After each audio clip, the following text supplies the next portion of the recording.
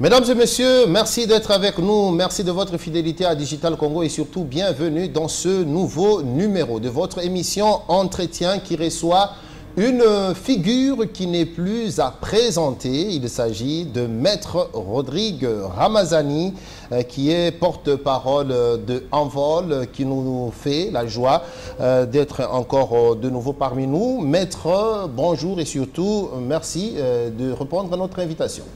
Je te rassure, Nzati, que le plaisir est partagé de me retrouver sur ce plateau des Digital Congo, et face de vous, et surtout en face de nos compatriotes qui nous regardent à cet instant.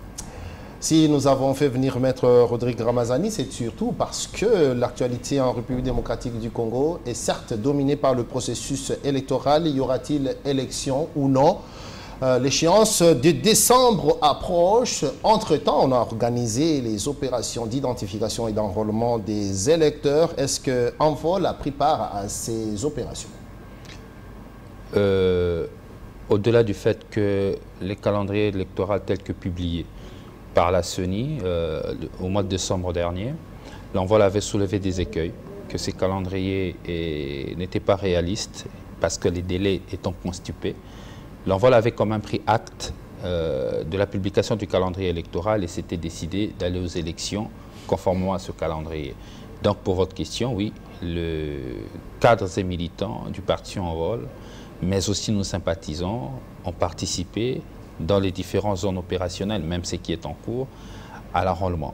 Et vous avez invité vos cadres et militants à aller se faire enrôler. Et à aller se faire enrôler. Une manière pour vous de dire allons-y seulement parce que vous n'avez pas foi à ce processus électoral tel qu'il est en train d'être mené. Vous savez, les élections telles que conduit le processus électoral tel que conduit aujourd'hui laisse à désirer certainement. Vous avez vu beaucoup de ratés qui fait remonter à la surface l'amateurisme de ceux qui gouvernent cette machine électorale du pays, ce qui démontre à suffisance qu'il y a eu de l'impréparation, l'absence de planification, mais par-dessus de tout, le processus électoral actuel relève deux défis majeurs. Le premier défi de ce processus électoral, c'est le défi de la continuité du cycle électoral, parce que nous sommes au 4e cycle électoral, donc ça doit continuer. Le défi de la continuité du cycle électoral, mais aussi la continuité doit se faire dans l'exigence du respect du délai constitutionnel pour respecter les constituants. Le deuxième défi, c'est le défi de la crédibilité, de la transparence du processus, mais surtout de l'inclusivité de ce processus. Ces deux défis majeurs doivent être relevés. Et pour relever ces deux défis majeurs, dans le respect du délai, raison pour laquelle l'Envol a pris acte de la publication du calendrier, parce que vous le savez, pour la tenue des élections dans ce pays, nous avons des indicateurs majeurs en termes de délai. Nous avons la Constitution qui fixe le délai 90 jours avant la fin du mandat du président en exercice. Les élections, le corps électoral doit être convoqué. Voilà. Le deuxième indicateur du délai, c'est les calendriers électoraux publiés par la CENI. La CENI nous dit qu'il y aura élection le 20 décembre 2023. Nous, on prend acte parce que le cycle électoral doit continuer. Mais il y a un deuxième défi, c'est celui de la transparence. Le défi de la transparence, pour le relever, il faut arriver à bien gérer les trois piliers de la gouvernance électorale en République démocratique du Congo. De trois piliers, vous avez le premier pilier qui est la CENI qui est à la manette, qui est la cheville ouvrière de l'organisation des élections en République démocratique du Congo. Mais quelle est la CENI que nous avons aujourd'hui?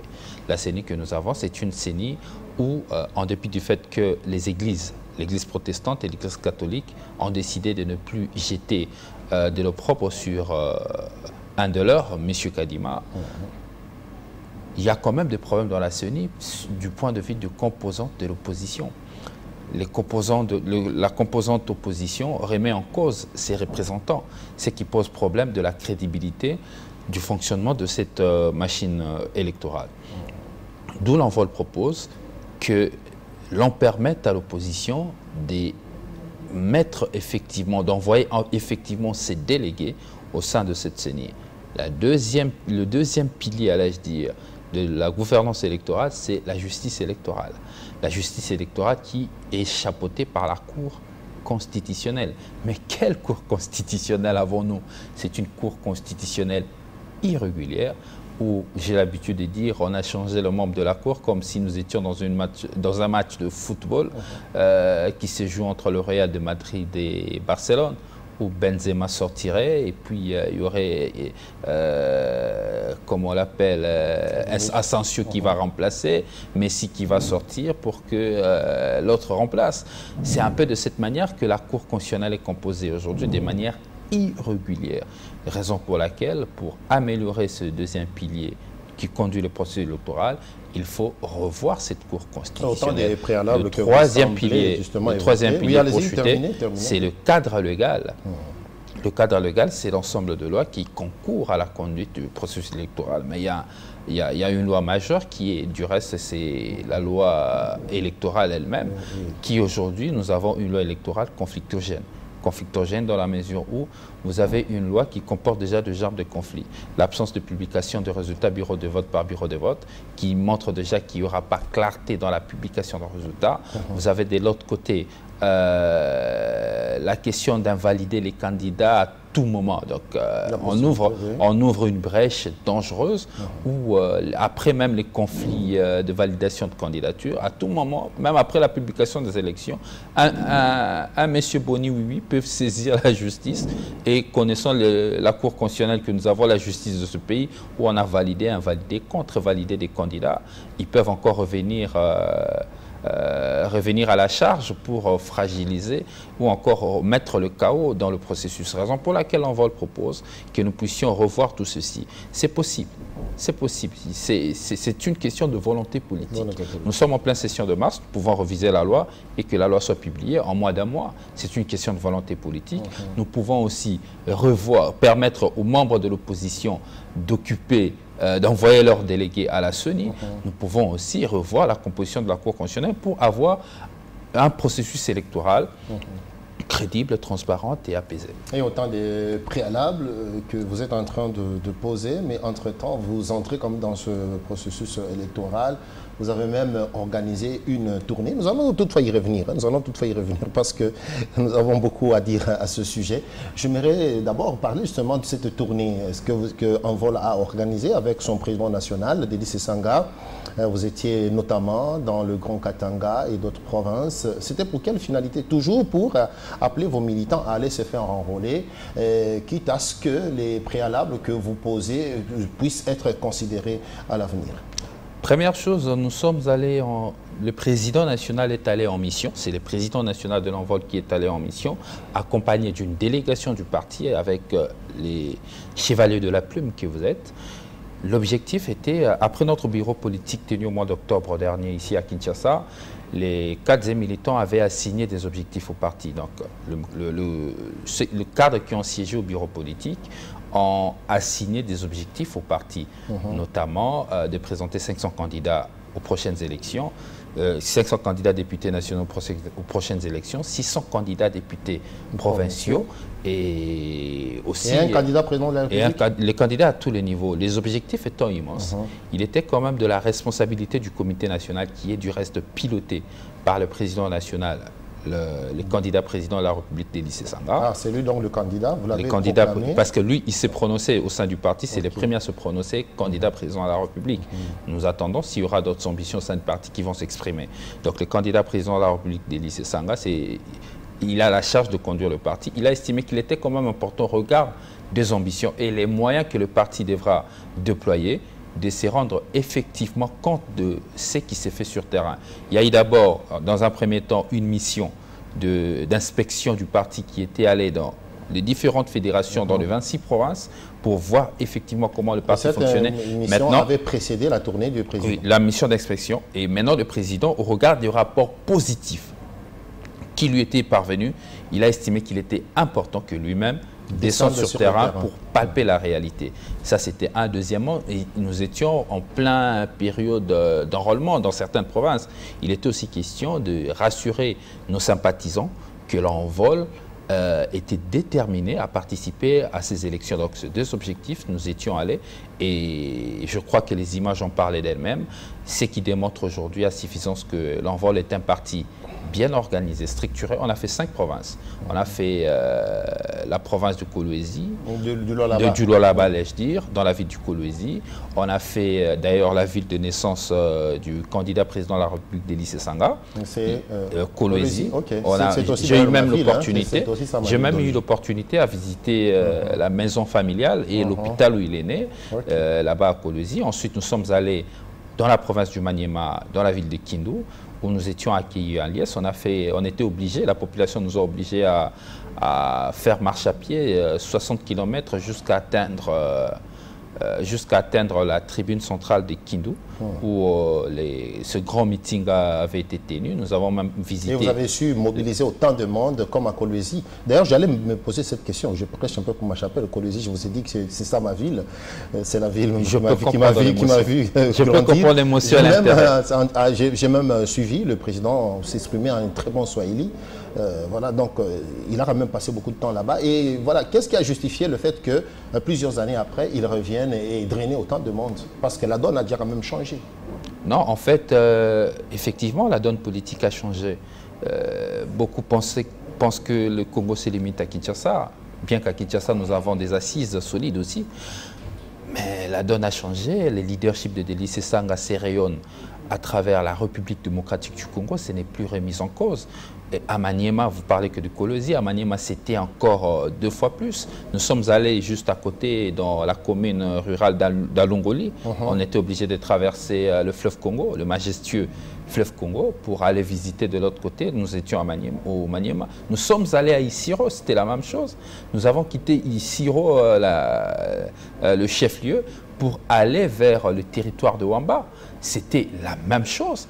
Les personnes, en tout cas, la population a reconnu son leadership. Et drainer les foules pour quel message? Pour communiquer quel message? J'espère que c'est pas encore la campagne. D'abord, la population qui venait vers nous, ce que moi j'ai retenu, venait parce qu'ils voulaient voir cet homme qui se bat pour de valeurs, la réduction du train de vie de l'État. C'est un combat qui, nous nous sommes rendus compte que la population a porté, la population l'a voulu. Ils ont voulu voir cet homme qui lutte contre la délinquance financière.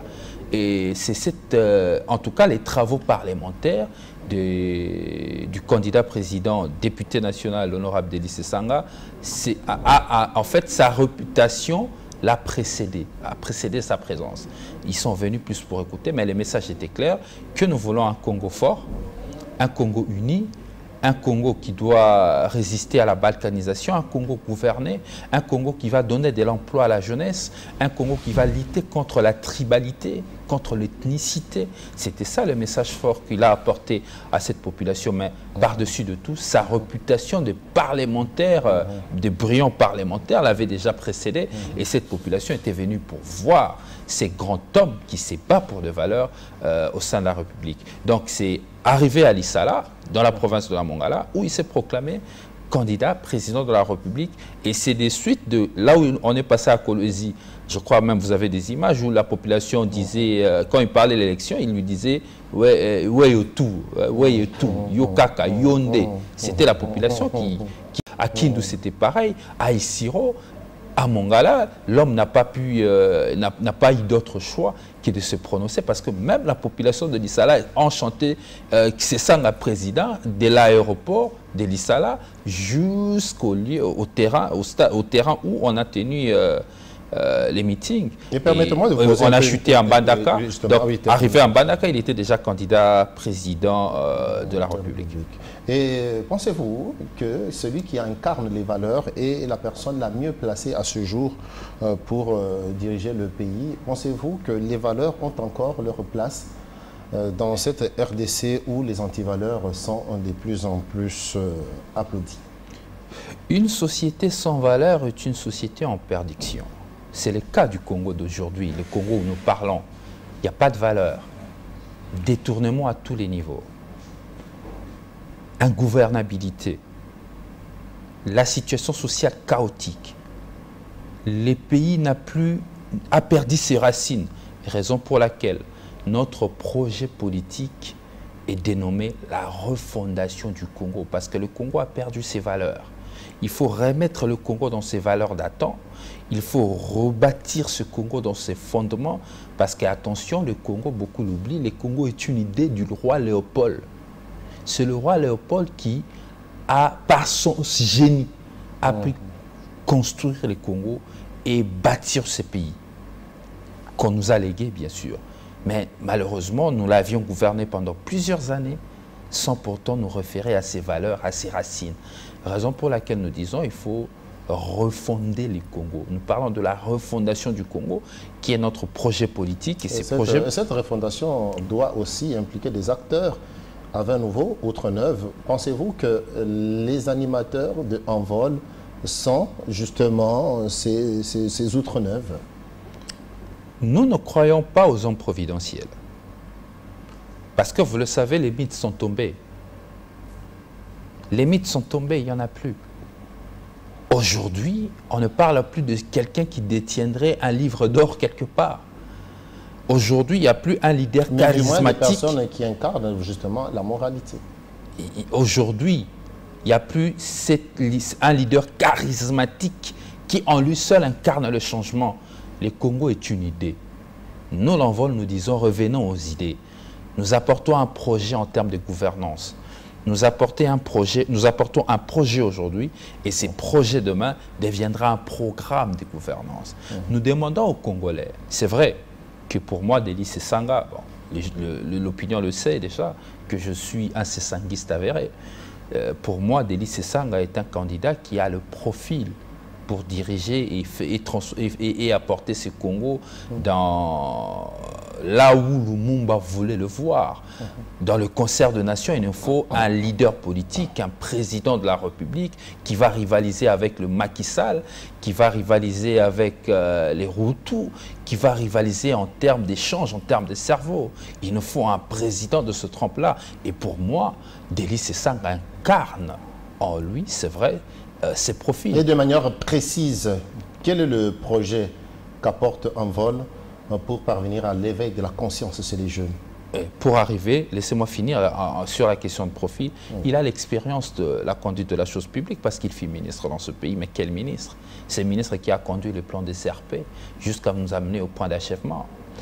Il est parlementaire. C'est le député, en tout cas aujourd'hui, sur plusieurs sondages, plusieurs cotations, il apparaît comme le premier parlementaire de ces trois législatures passées. Ses connaissances, même les acteurs politiques de sa génération disent qu'il est le meilleur de leur génération. Ça veut dire que nous avons un profil idéal. Mais ce n'est pas pour ça qu'il faut seulement lui porter comme candidat. Mais il faut d'abord lui porter parce qu'il apporte une idée. Et pour répondre à votre question, l'idée que nous apportons, le projet que nous apportons, c'est le projet de la refondation du Congo. Et ces projets comportent 5 axes principaux. C'est pour aussi répondre à votre question. Le tout premier pour nous, c'est la sécurité et l'indépendance. Pour nous, ce n'est pas une priorité. C'est une urgence nationale. La sécurité et l'indépendance, le Congo court vers la balkanisation. Aujourd'hui, nous sommes dans l'antichambre de la balkanisation. Le Congo court vers la balkanisation. Il faut en urgence avoir un projet ambitieux pour remettre la sécurité. Et la sécurité, nous pouvons le rétablir dans la réforme de notre système de défense, la réforme de notre administration, la réforme de notre justice.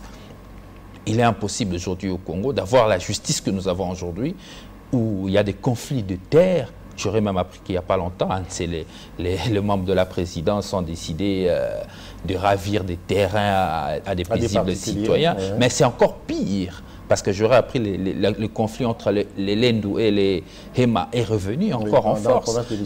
Dans la province de l'Ituri. C'est catastrophique. Mais tout ça arrive par moments parce que nous n'avons pas une justice qui rendra des décisions, une justice avec une légitimité forte, qui va rendre des décisions et que la population se dira « oui, justice est rendue ».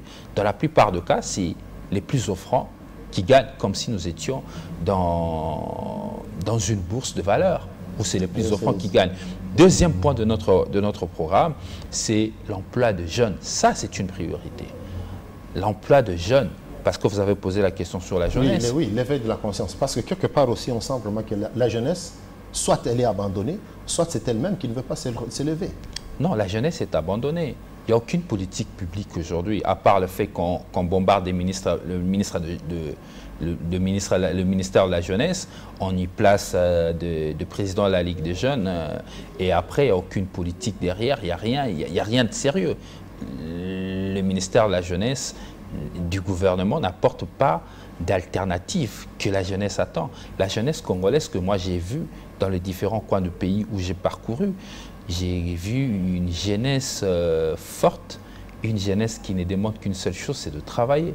Aujourd'hui, la jeunesse est abandonnée, se retrouve dans l'oisiveté. Et vous pensez que pour permettre à la jeunesse de se réveiller, il faudrait d'abord commencer par lui donner du travail? Il faut donner du travail à cette jeunesse, il faut former cette jeunesse. Il faut donner du travail, il faut former. Comment on donnera du travail? Il faut diversifier notre économie.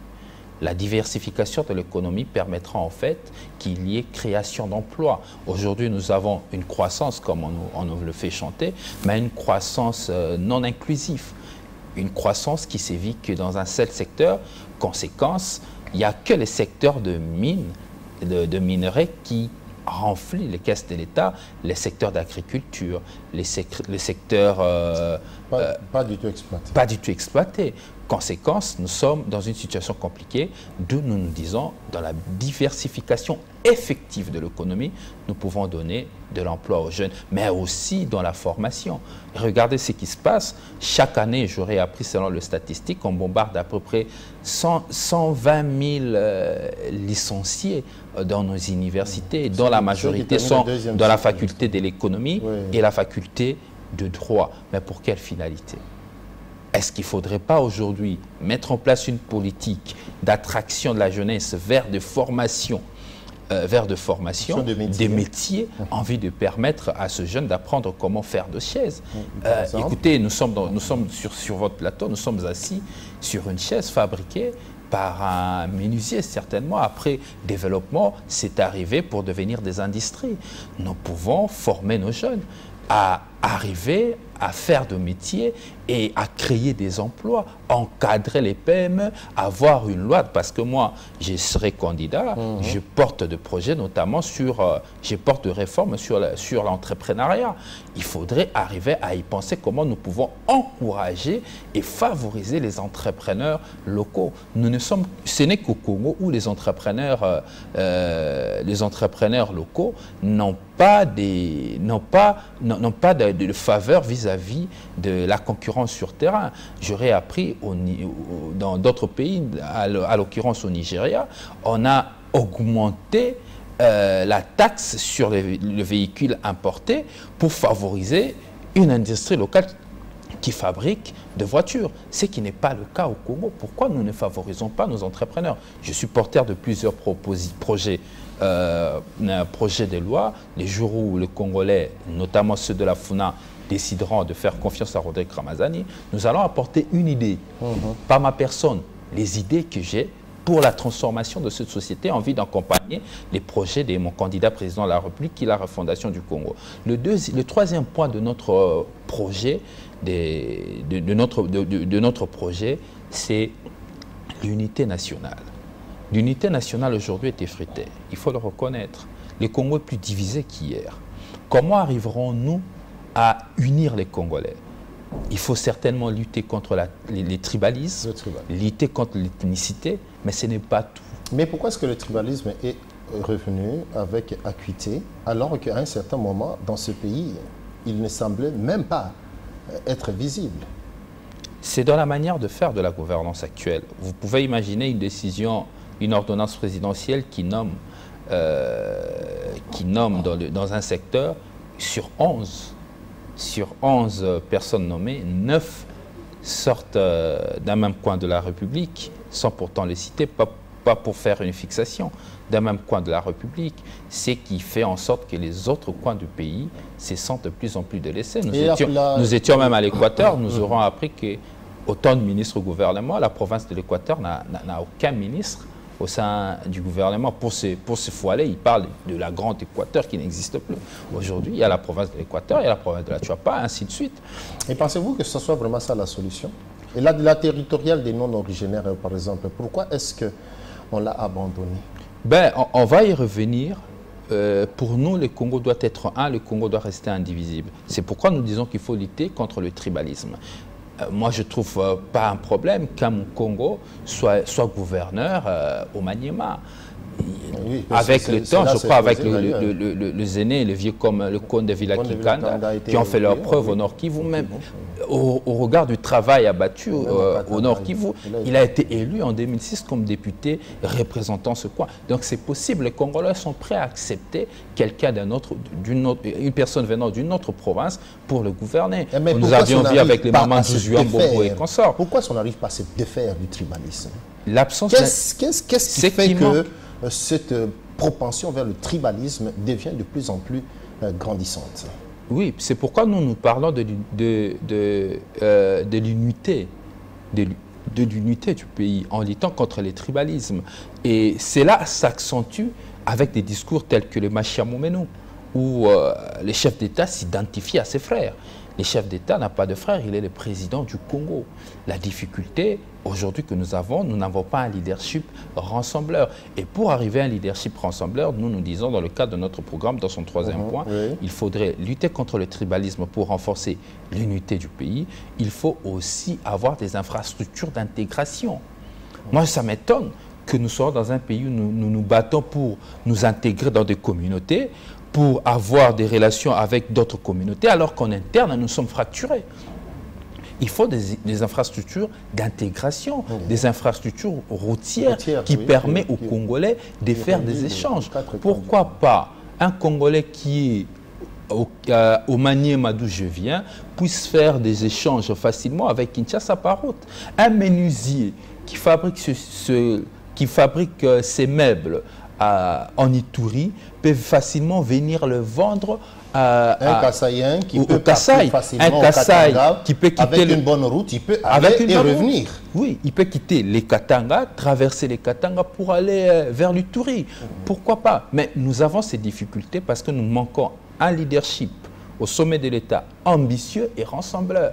Il faut arriver à un moment donné, au lieu de faire des dépassements au premier semestre de l'année, comme c'était l'année passée par le gouvernement, dans les dépasses des institutions, faisons des dépassements dans la construction de routes. On avait prévu 1000 km de routes, on en a construit 2000. ou 5000. Pourquoi au Congo, on ne peut pas arriver à ça, à ces genres de dépassements positifs? Nous attendons le gouvernement à de tels dépassements. Nous avions prévu 20 hôpitaux, nous en avions construit 300. Ces dépassements se justifient parce que nous avons construit plus d'hôpitaux prévus, ce qui n'est pas le cas aujourd'hui. Et nous disons dans le cadre de ce grand projet ambitieux de la refondation du Congo, il faut travailler sur... Et dans ce troisième pilier chez Envol, c'est vrai, le tribalisme, lutte contre le tribalisme, est-ce que sur le plan et la construction des infrastructures d'intégration, est-ce que du point de vue d'abord de l'architecture même de votre parti politique, est-ce que vous avez cette diversité culturelle? Ben effectivement, je vais vous donner un exemple. La toute première fois que l'Envol, les présidents nationaux n'aiment pas trop ça, permettez-moi de le dire, il est du Kasaï central. Mais la première fois que l'Envol a eu la chance de proposer un membre au gouvernement, l'Envol a envoyé quelqu'un du Kwilu, une dame, la vice-ministre de la Défense, elle est du Kwilu. L'Envol l'avait envoyée à l'époque. Nous, on a quitté l'Union sacrée, elle est restée. Et au sein du comité national, nous avons un secrétaire général, Nzakunandusi Yesedi. Lui, il est du Congo central. Le secrétaire adjoint Amoule Arakayo, par exemple, lui, il est de l'Ituri. Vous avez Rodrigue Ramazani, porte-parole. Moi, je suis du Kwilu. Donc, nous, cette diversité, nous vivons avec. Nous incarnons ce que nous sommes en train de penser. Nous réfléchissons Congo. À l'Envol, nous parlons Congo. Et pourvu que ça dure, parce que peut-être vous êtes le prochain parti présidentiel, pourvu que ça dure. Eh bien oui, les Congolais auront le choix entre l'expérience et l'amateurisme, entre un projet clair et ambitieux, rassembleur de développement, et un vide, parce que c'est tout, en tout cas c'est de rares fois un candidat président de la République se prononce au Congo avec un projet. Généralement, il se prononce et après, plusieurs temps après, avant les élections, il présente un projet. Le candidat président d'Élie Sesanga se prononce candidat président de la République, porteur d'un projet, et ces projets, nous promettons aux Congolais que nous reviendrons pour parler d'un programme de gouvernance. C'est une vision construite durant 2 années. L'Envol construit ces visions durant 2 années et aujourd'hui nous estimons que c'est le moment d'offrir aux Congolais l'espoir qui manque. Et peut-être que vous allez présenter les autres piliers qui restent. Le deuxième pilier. Mais nous sommes aussi au mois de mars. Et la place de la femme justement dans ce projet? Ben oui, au sein de l'Envol, la femme a une place très importante. Je reviendrai encore à l'exemple que je vous ai donné de la ministre. La première fois après autant d'années d'existence, l'Envol a proposé une femme ministre, vice-ministre de la Défense, et c'est pour la première fois de l'histoire du Congo que ce poste-là soit occupé par une femme. Et à part ça, nous avons de femmes très talentueuses. Un jour, vous aurez l'opportunité de les avoir avec vous. Nous avons Madame Dena, nous avons Madame Dena Lukuku, Madame Sarah, nous avons plusieurs autres dames qui brillent. Et qui ont l'opportunité de donner de leur voix. Ils ont de responsabilités au sein du parti. Au sein de l'Envol, les sexismes n'existent pas. À l'Envol, ce qui compte, c'est la compétence, l'engagement, les militantismes. Et maintenant, quelle part faire entre la compétence et la représentativité et le quota, parité? La parité, c'est l'engagement de la femme elle-même. Nous, la chance est donnée à toutes les femmes. À l'Envol, nous avons connu le secrétaire général adjoint qui était une dame, qui ensuite est devenue ministre. À l'Envol, nous avons des femmes qui occupent des postes de responsabilité. Donc, la parité y est. À l'Envol, c'est la méritocratie, l'engagement, le militantisme. Maintenant, la difficulté qui est réelle, qu'il faut reconnaître, parce que nous sommes pendant le mois de la femme, et que de plus en plus, la femme ne s'engage pas en politique. La femme ne s'engage pas en politique, même lorsqu'elle vient dans le parti politique, dans la plupart des cas, elles ne veulent vraiment pas se donner. Mais à l'Envol, nous le poussons à le faire, nous les encourageons à exister et nous allons encore plus loin, nous leur donnons des postes de responsabilité. Mais après, pour le reste, pour arriver à 50-50, c'est l'engagement de la femme elle-même. Parce que le loi de la... Pensez-vous que c'est un objectif qui peut être atteint, surtout par rapport aux institutions du pays? Ben oui, la femme congolaise, elle est compétente. Moi, j'en connais plusieurs parce que j'ai fréquenté à un moment donné, avant d'embrasser les libérales, j'ai fréquenté les secteurs privés. J'ai travaillé avec beaucoup de femmes compétentes dont j'étais les noms pour des raisons qui me sont propres, qui leur sont aussi propres. Je ne suis pas obligé de mettre leur nom sur la place publique. J'ai travaillé avec plusieurs femmes compétentes que je connais et personnellement, qui travaillent de manière acharnée pour obtenir tout ce qu'elles ont aujourd'hui. Donc la femme congolaise est une femme compétente. Il est possible que nous puissions atteindre ces objectifs si seulement si, parce que nous parlons de la gouvernance. Pour gouverner, il faut appartenir à un groupe, militer au sein de groupe, démontrer sa détermination de vouloir y aller. Après, les choix de la compétence c'est fait de soi-même, parce que face à la compétence et l'inexpérience, je crois que toute personne rationnelle fera le choix de la compétence parce qu'on sait que l'incompétence a comme conséquence. Et si je comprends bien, dans le cadre de votre programme, dans le cadre des piliers que vous êtes en train de développer, pour que la femme puisse obtenir la parité, il faudrait que cela commence par l'engagement des femmes et c'est ce que vous êtes en train d'encourager. Et oui, nous encourageons la femme compétente congolaise à s'engager dans la gestion de la chose publique. Nous en avons connu aussi dans ce pays des femmes de main de fer qui ont brillé par leur prestance et par leur façon de faire. Moi, je crois que c'est possible de pouvoir le faire et l'Envol est le lieu idéal pour ces femmes-là de pouvoir s'exprimer et d'avoir leur place au sein de la société. Et Rodrigue Ramazani était aux côtés du président national lors de sa tournée. Est-ce que Rodrigue a remarqué que les femmes à l'intérieur du pays sont aussi engagées qu'à Kinshasa ou peut-être moins engagées? Ben, c'est pas seulement un problème de femmes à l'intérieur du pays, je crois l'avoir dit, c'est un problème général. Générale de notre société. La femme s'est dit très souvent reculée accompagner l'homme. C'est aussi dû à l'éducation qu'elles ont reçue depuis un moment. Et je crois que nous, parents aujourd'hui, nous avons aussi le devoir de demander à nos filles d'être ambitieux. L'envol, pour parler de mon parti, nous faisons cela.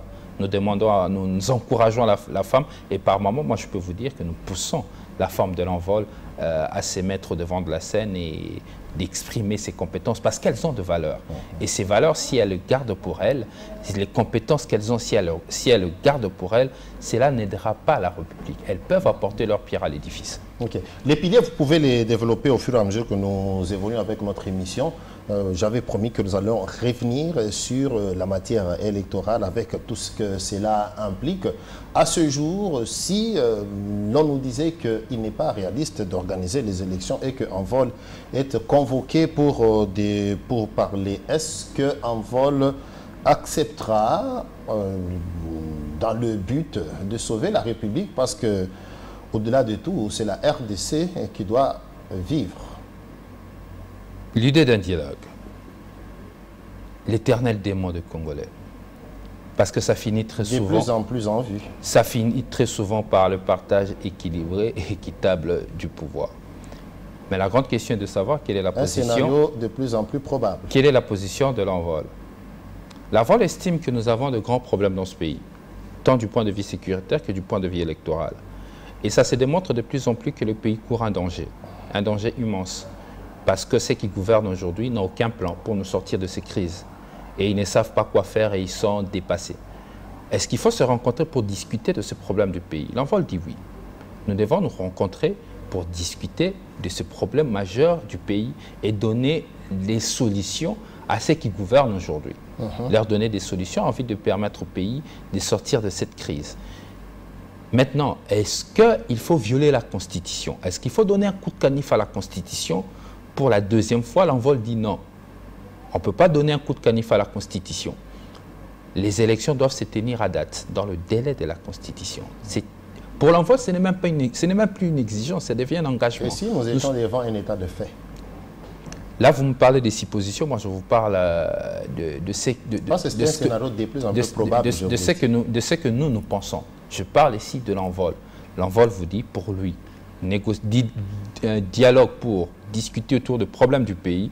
Nous sommes républicains. Nous ne pouvons pas refuser d'échanger entre républicains au regard vis-à-vis des problèmes du pays. Mais est-ce qu'il faut un dialogue pour partager le pouvoir et permettre un glissement? Nous disons non. Nous disons non. Félix Tshisekedi a un mandat de 5 ans. Il faut lui laisser gérer les 5 ans qui lui est accordé par la Constitution. Arrivé au 20 décembre, que la CENI nous organise des élections. Encore que la CENI en soi, j'ai suivi le président de la CENI religieusement sur France 24, parce qu'il y était, je crois, il y a une semaine passée. Le président de la CENI rassure que pour lui, les élections peuvent se tenir en date. Pourquoi parler d'une transition avec ou sans Tshisekedi? Nous ne pensons même pas transition. L'Envol est prêt pour les élections. Nous nous préparons pour les élections. Nous venons d'une grande tournée et je vous annonce même, j'annonce le Congolais, que très bientôt, l'Envol va aller pour la deuxième phase de son tournée. L'objectif, c'est de faire les 26 provinces avant les élections. Nous allons faire les 26 provinces avant les élections. Nous nous préparons pour les élections. Pas pour un glissement, pas pour une transition. L'Envol tient mordicus à la tenue des élections dans le délai. Et si je peux me permettre de dire que j'ai compris, Rodrigue Ramazani, porte-parole de Envol, c'est-à-dire le débat sur une possibilité de sauver le pays au cas où les élections ne sont pas organisées est exclu. Le débat, pas pour sauver le pays. En réalité, on veut donner un mandat de plus à Tshisekedi. Ce n'est pas pour sauver le pays. Sauver le pays veut dire, je suis président de la République, j'ai une responsabilité, je dois tenir les élections dans les 5 ans. Et dans les 5 ans qu'on arrive, au nom de la responsabilité, les élections doivent avoir lieu. Et je vous ai posé cette question. J'arrive. Une fois, les élections doivent avoir lieu dans le délai. C'est d'une irresponsabilité inimaginable, arriver 5 ans après un mandat, que ceux qui gouvernent aujourd'hui viennent nous sortir un discours comme quoi il sera difficile de tenir des élections en date. Et pour certains, ils pensent que favoriser une transition envie d'encourager un glissement de Félix Tshisekedi pour une année ou 2 ans serait aider le pays. Non, c'est suicidaire. Nous sommes en train de fragiliser l'équilibre et la stabilité des institutions. Ce pays est en train de naviguer à vue aujourd'hui parce que ces institutions ne sont pas stables. Nous devons arriver à un moment donné, consolider nos institutions, la renforcer pour que nous ayons finalement des institutions fortes et non des hommes fortes. De plus en plus, nous allons aller vers ces schémas de ceux qui pensent à la transition, c'est fragiliser les institutions, c'est les déséquilibrer totalement. Et vous allez répondre à cette invitation de consultation, mais en limitant les matières qui peuvent être traitées, tout simplement, peut-être trouver des pistes de solutions pour sortir de la crise. Mais si jamais il était demandé d'envisager des pourparlers, de dialogue pour un éventuel glissement, vous dites carrément niet, vous rejoignez là Martin Fayoulou qui dit que s'il faudrait qu'il y ait une transition, alors ça sera sans Félix Tshisekedi. Nous respectons la position de la Mouka, qui est une force politique qui a donné sa position. Il voudrait qu'il y ait une transition sans Félix Tshisekedi, qui sera chapeauté par un membre de la société civile neutre. Première question que je me demande, quel est ce membre de la société civile qui est neutre aujourd'hui? Je ne sais pas, ils vont le trouver où, à l'Azado, dans quel groupe de neutralité et par quel mécanisme constitutionnel? Ce sont des questionnements que je me pose. Comment on y arrive? Par quelle formule? Mais nous respectons leur position. La position de l'envol est la position et celle de respecter la Constitution. La Constitution du pays dit que nous devrons arriver à organiser les élections dans le délai. Le président de la République ne doit pas lui-même se mettre dans la peau d'une personne qui veut lever ses mains pour dire qu'il est irresponsable de tout ce qui y arrive, alors que nous le savons tous, tout ce qui se passe au Nord Kivu là-bas aujourd'hui, c'est à cause de ces mauvaises décisions, c'est à cause d'une mauvaise politique mal planifiée, tant du point de vue sécuritaire que diplomatique. C'est pourquoi nous aujourd'hui nous comptabilisons plus de 6 millions de déplacés internes, plus de 100 000 morts aujourd'hui, de 2021 à ce jour. Et donc, vous pensez que tout ce qui et aujourd'hui, les responsables de cette situation, qui est Félix Tshisekedi, ne peut pas aujourd'hui, ne peut pas revenir vers la population pour dire tiens, il y a la guerre à l'Est et on ne sait pas organiser les élections. Ça ne peut pas s'expliquer. Il a un mandat de 5 ans. Il doit organiser les élections, il doit tout faire parce qu'il est le président de la République, garant de bon fonctionnement des institutions, mais il est aussi celui qui doit veiller au bon fonctionnement de ces élections, au bon fonctionnement des institutions. Il ne doit pas lui-même se mettre dans la peau d'une personne irresponsable pour se dire tiens, il n'y aura pas des élections dans le pays parce que j'ai commis des erreurs. C'est quand même difficile pour la transition. Je crois que la position de l'envol est claire. Nous ne pensons pas à la transition, nous pensons aux élections et nous préparons pour l'organisation de ces élections. Nous le savons que cette gouvernance est chaotique. Ils n'ont aucun bilan à défendre parce qu'ils ont mal géré le pays dans tous les secteurs de la vie nationale et notre peuple n'attend qu'une seule chose, sanctionner Félix Tshisekedi le 20 décembre 2023. Et les élections coûte que coûte, même avec cette CENI que vous êtes en train de contester? La CENI que nous contestons, oui. Nous demandons à ce que les choses reviennent à la norme. S'ils pensent que les choses ne reviendront pas à leur norme, nous faisons confiance à notre population. La population va se mettre en veille patriotique parce que l'envol avait déjà lancé, c'est l'opération Téléméla fraude électorale. C'est par cette opération Téléméla fraude électorale, notre population sera la sentinelle de résultats des élections. Rodrigue Ramazani, merci beaucoup. C'est à moi de vous remercier pour l'invitation et d'avoir accordé autant d'importance à mon parti. Et je rappelle que Rodrigue Ramazani est porte-parole du parti politique Envol de Délice Sanga, président national et officiellement déjà proclamé candidat à la présidentielle de décembre 2023 que Envol veut voir être organisé à tout prix, bien évidemment en tenant compte de certains préalables, notamment la recomposition de la CENI et même de la Cour constitutionnelle et même revoir aussi la loi électorale.